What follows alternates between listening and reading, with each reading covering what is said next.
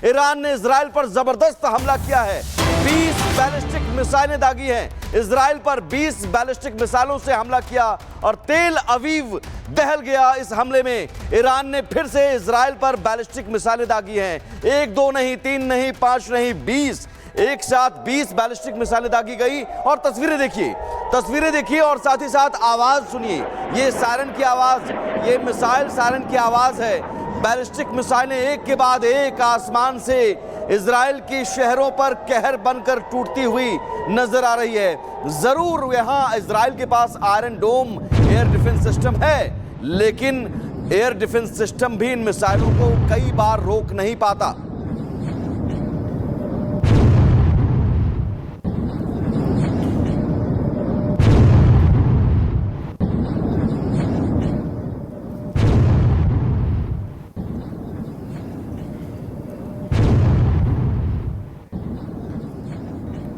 तो ये देखिए एक्सक्लूसिव तस्वीरें आपको दिखा रहे हैं कि किस तरीके से तेल अवीव पर 20 बैलिस्टिक मिसाइलों से हमला किया गया है। 2 तस्वीरों के जरिए देखिए हमले की वजह से जो कार वहां पर खड़ी थी उनमें आग लग गई। ये देखिए आग को बुझाने की कोशिश चल रही है, रेस्क्यू ऑपरेशन चलाया जा रहा है, लेकिन तेल अवीव की तस्वीरें इसी तरीके की इस समय सामने आ रही हैं क्योंकि लगातार मिसाइल अटैक ईरान की तरफ से किया जा रहा है। बैलिस्टिक मिसाइल से हमला किया गया, फतेह मिसाइल दागी गई, तमाम तरीके की मिसाइलें जो ईरान के पास है उससे हमला कर रहा है। और इसी बीच एक और बड़ी खबर आपको बता रहे हैं, एक और बड़ी खबर इजराइल युद्ध के बीच रजा पहलवी का बयान सामने आया है।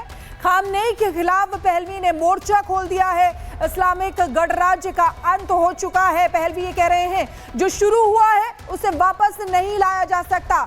हम सब मिलकर इतिहास के पन्ने पलटेंगे। ईरान को पुनः प्राप्त करने का समय है। मैं जल्द ही आपके बीच आऊंगा। देखिए बड़ी बातें यहाँ पर पहलवी ने की है। ईरान के निर्वासित पूर्व क्राउन प्रिंस है पहलवी। तो देखिए उन्होंने कहा कि हम सब मिलकर इतिहास के जो पन्ने हैं उनको पलटेंगे।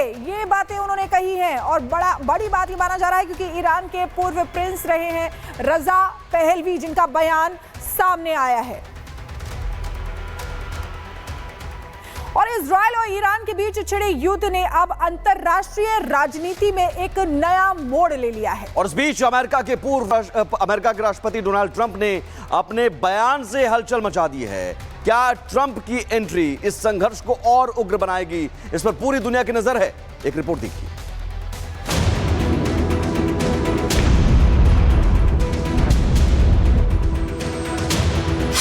इजराइल ईरान युद्ध में कूदे डोनाल्ड ट्रंप के बयान से मचा सियासी भूचाल। मध्य पूर्व एक बार फिर युद्ध की आग में जल रहा है। इजराइल और ईरान के बीच चल रहे टकराव में अब अमेरिका दिलचस्पी लेता नजर आ रहा है और इस बार कोई और नहीं बल्कि अमेरिका के राष्ट्रपति डोनाल्ड ट्रंप खुद मैदान में है। डोनाल्ड ट्रंप ने ईरान के सर्वोच्च नेता खामेनेई को अनकंडीशनल सरेंडर की चेतावनी दी है, जिससे इजराइल ईरान संघर्ष अब और गहरा गया है। इसके साथ ही ट्रंप ने यह भी दावा किया कि उन्हें पता है कि ईरान के सुप्रीम लीडर कहां छिपे हैं। हम अच्छी तरह जानते हैं कि तथाकथित सुप्रीम लीडर कहां छिपे हैं। वो एक आसान टारगेट है लेकिन वहां सुरक्षित है। हम उन्हें खत्म नहीं करने जा रहे हैं, कम से कम अभी तो नहीं, लेकिन हम नहीं चाहते कि मिसाइलें नागरिकों या अमेरिकी सैनिकों पर दागी जाए। हमारा धैर्य खत्म हो रहा है। ट्रंप ने ईरान को सीधी चेतावनी जारी की है। ट्रंप ने ईरान को बिना किसी शर्त के सरेंडर करने को कहा है। G7 समिट से लौटते ही ट्रंप ने कहा, सीधी बात है कि ईरान परमाणु हथियार नहीं बना सकता है, उसे इस मुद्दे पर सरेंडर करना ही होगा, उससे कम कुछ नहीं हो सकता। एक तरफ ट्रंप ईरान को सरेंडर के लिए चेतावनी दे रहे हैं, तो ही इजराइल और ईरान के बीच जंग घातक होती जा रही है। इजराइल ने लगातार हमले करके ईरान के दर्जनों सैन्य अधिकारियों और परमाणु वैज्ञानिकों को खत्म कर दिया। इजरायली हमलों में ईरान के सैन्य ठिकानों को भी नुकसान की खबर है। ईरान ने भी लगातार मिसाइल हमलों के जरिए इजराइल के कई शहरों में तबाही मचाई। न तो इजराइल रुकने को राजी है, न ही ईरान हार मानने को। इस बीच इजरायली सूत्रों ने दावा किया है कि ईरान के खिलाफ इजराइल के युद्ध में अमेरिका भी शामिल हो सकता है। राष्ट्रपति ट्रंप का G7 समिट से जल्दी लौटना और फिर व्हाइट हाउस में कैबिनेट मंत्रियों और सैन्य अधिकारियों के साथ बैठक इस दावे को अब और मजबूत कर रहा है। ऐसे में सवाल है कि क्या ईरान को नेस्तनाबूद करने की फुल प्रूफ प्लानिंग हो चुकी है? क्या इजराइल के साथ मिलकर अमेरिका ईरान पर हमला करेगा? खामेनेई की हत्या के बाद इजराइल ईरान वॉर खत्म होगा और ईरान पर अमेरिकी हमले के बाद मुस्लिम देशों का क्या स्टैंड होगा? ट्रंप की चेतावनी के बाद ईरान की राजधानी तेहरान में हड़कंप है। सड़कों पर अफरा तफरी है। लोग तेहरान छोड़कर भागने पर मजबूर हैं। ट्रंप ईरान के लिए काफी खतरनाक साबित हो रहे हैं और इसके पीछे कई कारण हैं। ट्रंप का track record no nonsense approach रहा है। ट्रंप की नीति बातचीत नहीं, सख्त कार्रवाई की रही है।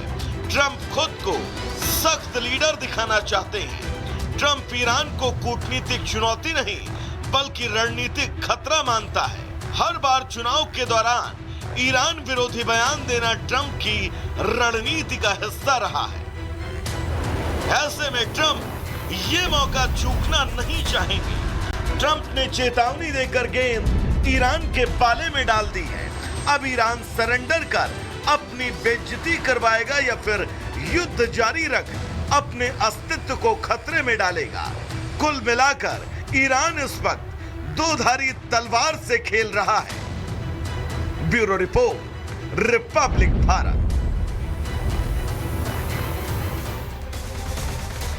तो ईरान इजराइल युद्ध और भी ज्यादा भीषण और खतरनाक होता जा रहा है। आसमान से आग बरस रही है, लेकिन ऐसे में ही डोनाल्ड ट्रंप की एंट्री और बयान जिसने खलबली मचा दी है। बिल्कुल, और हमारे साथ इस पर कैप्टन श्याम कुमार जुड़ गए हैं रक्षा विशेषज्ञ के तौर पर। आप इसे सर कैसे देखते हैं? 2-3 बातें हैं। G7 समिट अचानक डोनाल्ड ट्रंप छोड़कर जाते हैं, फिर कहते हैं कि कुछ बड़ा होने जा रहा है, हम कुछ बड़ा करने जा रहे हैं, और उसके बाद फिर ईरान की तरफ से ये पलटवार 20 बैलिस्टिक मिसाइलें दागी गई और यहां तक कि कहा गया कि हम युद्ध में हैं। युद्ध की घोषणा ईरान की तरफ से। नमस्कार, जय हिंद, शनो वर्ण। विशाल समुद्र और गहरे तथ्यों के साथ नेवी से मैं आपको बताना चाहूँगा कुछ बातें। देखिए, सबसे पहले तो ट्रंप की बात हम कर रहे हैं तो ट्रंप का हमेशा से तरीका रहा है कि वो बूट्स ऑन ग्राउंड कभी अमेरिका की तरफ से नहीं चाहते हैं। अपने पहले टेनियर में भी उन्होंने ऐसा किया था और उनके जाने के बाद कई जगह युद्ध शुरू हुए हैं पिछले 3-4 सालों में, आप देख रहे हैं वो। और अब जो उनकी स्थिति है उसमें वे सोशल मीडिया पे वॉरफेयर करते हैं और पीछे से सपोर्ट करते हैं। अब आपको मैं बताऊं कि ये जो तैयारी हुई थी, जब एक तरफ आने के बाद उन्होंने टैरिफ का लगातार प्रहार किया पूरे विश्व पे, उसके साथ साथ वो बड़े अच्छे से उन्होंने अपने तीनों एयरक्राफ्ट कैरियर को डिप्लॉय किया था, इस एरिया में रेडी रहने के लिए कहा, और उन्होंने अपने जो 12 बॉम्बर्स हैं, उनके B-2 बॉम्बर्स जो उनके हैं, उनमें से 6 को, जो 30% है 20 में से, उनको यहाँ डिप्लॉय किया गया था रेडीनेस के लिए। देवगार से एरिया में बैठे हैं वो, और पूरी तरह से, और 60 दिन का उन्होंने मोहलत दिया ईरान को। वो अप्रैल से लेके अभी तक की घटना है, 4 अप्रैल की बात कर रहा हूं मैं। इस पे काफी क्रिटिसाइज किया था लोगों ने कि आप ये डिप्लॉयमेंट क्यों कर रहे हैं, क्योंकि कैरियर की डिप्लॉयमेंट होती है तो बहुत पहले से प्लानिंग करनी पड़ती है और बहुत सारे ऑब्जेक्टिव्स लेके की जाती है। और दूसरी बात, अप्रैल में लास्ट ईयर जब इजराइल ने अटैक किया था ईरान पर, तब उसने 2 दिन के बाद चुप्पी साधी और चुप हो गया जब 100 मिसाइल ईरान ने दाग के अपनी ईगो सेटिस्फाई कर ली, क्योंकि वो समय उसके लिए उन्होंने कहा था अभी रुकता हूं, बंदूक भी मेरी होगी, गोली भी मेरी होगी, समय भी मेरा होगा। तो इजराइल ने प्लानिंग की पूरी तरह से, मोसाद भेजा, हमास को खत्म किया, हिजबुल्लाह को खत्म किया और हूती को खत्म किया अमेरिका और ब्रिटिश के द्वारा। और अब जब समय आया है तो 61वें दिन अटैक करना, आप समझ सकते हो कैसी प्लानिंग चल रही है। अब मैं बात इसलिए कह रहा हूं कि ट्रंप की एनालिसिस हो रही है उनके तरीके की। ईरान के ऊपर का आकाश हमारा है, चारों तरफ से हमने घेर रखा है ईरान को, ईरान के खामनेई कहाँ है हमें पता है, ईरान के को सरेंडर कर देना चाहिए। देखिए कैसे मैं जा रहा हूं G7 से, फ्रांस के प्राइम मिनिस्टर को अपने प्रचार की आदत है, मैं कुछ बड़ा करने वाला हूं, संधि नहीं करने वाला हूं, ये सब का सब, और डायरेक्ट नहीं कूदूंगा उनके डिस्ट्रॉयर्स गल्फ में। परसों सुबह गल्फ में एक डिस्ट्रॉयर को ईरान के शिप्स ने इंटरसेप्ट किया है, वो इजराइल की सारी मिसाइल्स को डायरेक्ट करने में शिप से मदद कर रहे हैं, और गल्फ की तरफ से भी अब हंगामा होने वाला है। तो वो चाहते हैं कि डायरेक्ट न लड़े फिलहाल, बट ऐसा प्रेशर। अब आप बताइए, एक बात कहता हूं मैं, जमीनी लड़ाई होने रही, सेना है नहीं, और किसी कंट्री को स्टैंड ऑफ वेपन्स के द्वारा मनोबल तोड़ते हुए उनकी इंफ्रास्ट्रक्चर फैसिलिटी, मिलिट्री फैसिलिटीज और वेपन प्रोग्राम को तोड़ते हुए कहा जाए कि तुम सरेंडर कर दो, तो ये कोई अजीब घटना नहीं है ये। बिल्कुल, ट्रंप लगातार शुरू से ही हम देख रहे हैं कि बयानबाजी इसी तरीके की कर रहे हैं। अब बिना शर्त आत्मसमर्पण की बात कर रहे हैं, और ये भी कह रहे हैं कि हमें पता है कि खामनेई कहां है। ये तो ट्रंप की बात हो गई, लेकिन इधर पहलवी जो पूर्व क्राउन प्रिंस है वो कह रहे हैं कि हम इतिहास के पन्ने पलटेंगे। इसको कैसे देख रहे हैं सर? यस, पहलवी की पहल, ये देखिए, ये मैं बताऊं, इजराइल और ईरान बहुत अच्छे मित्र थे। पहला डिप्लोमेटिक रिलेशन डाला ईरान ने, एग्रीकल्चर, इंफ्रास्ट्रक्चर, फ्यूलिंग और सारा फ्यूल सब कुछ देके इस फकीर देश जो आया था, फकीर, उनको और अमेरिका ने साथ दिया था उस समय। बाद में साझेदारी हो गई अमेरिका के साथ, अलग रीजन्स के साथ। बहुत अच्छे मित्र थे 60 तक, 70 तक, और 70 के दशक में ये गुप्त मित्र हो गए धीरे धीरे, जब उन्होंने अपना ऑयल बनाना शुरू कर दिया इजराइल ने, और अरब कंट्री का जो बनने लगा वर्चस्व, तो वो धीरे धीरे ईरान ने अपने पैर खींचे, शाह ने, इनके जो पिताजी हैं पहलवी के। और 79 में ये जो रिजीम चेंज हुआ, रेडिकलाइजेशन आया ईरान में, तब से वो विस्थापित है अमेरिका में, और उनकी बेटी जो है वो ज्यूज के साथ उसकी शादी हुई है, तो बहुत अच्छे टर्म है उनके। और देखिए नेतन्याहू क्या कहते हैं कि तुम पारसी देश हो, तुम जोरास्ट्रियन सभ्यता के हो, तुम्हारी सभ्यता बहुत अच्छी है, तुम कहां फंस गए हो, यहां से निकलो। ये वहां की जनता को वो चैलेंज कर रहे हैं। तो ये पीछे की बातें हैं, ये पीछे की बातें हैं, जहां शाह जो है वापस आना चाहते हैं और नई रिजीम में आना चाहते हैं। ईरान में वो स्थापित किए जाएंगे अमेरिका द्वारा, और अमेरिका वहां से चलाएगा उसको। भले ही वो हमारे लिए क्या होगा ये हमें नहीं मालूम, लेकिन फिलहाल ईरान से हमारी अच्छी एक स्ट्रैटेजिक पार्टनरशिप है हमारी वहां से। इजराइल के हम बहुत अच्छे और गाढ़े मित्र हैं। इस स्थिति में शाह का वापस आना एक नए रिजीम जरूर लाएगा, और एटॉमिक प्रोग्राम को जो वर्चस्व खलीफा का काम कर रहा है, खामेनी का जो रोल है इसमें, उसको कम किया जा सकता है। तो मैं ऐसा देखता हूं कि शाह की सही समय पर एंट्री हुई है, और ये भी एक प्लानिंग के तहत हुई है।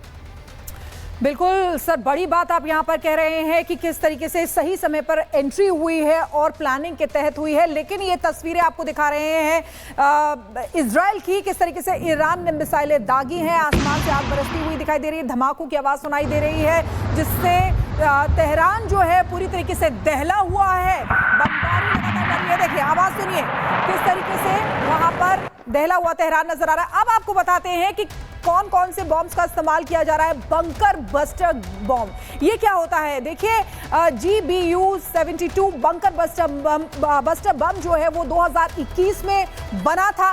2200 किलोग्राम विस्फोटक इसमें भरा होता है, और इसीलिए खतरनाक होता है। जमीन में काफी नीचे तक मार करने की इसकी क्षमता होती है।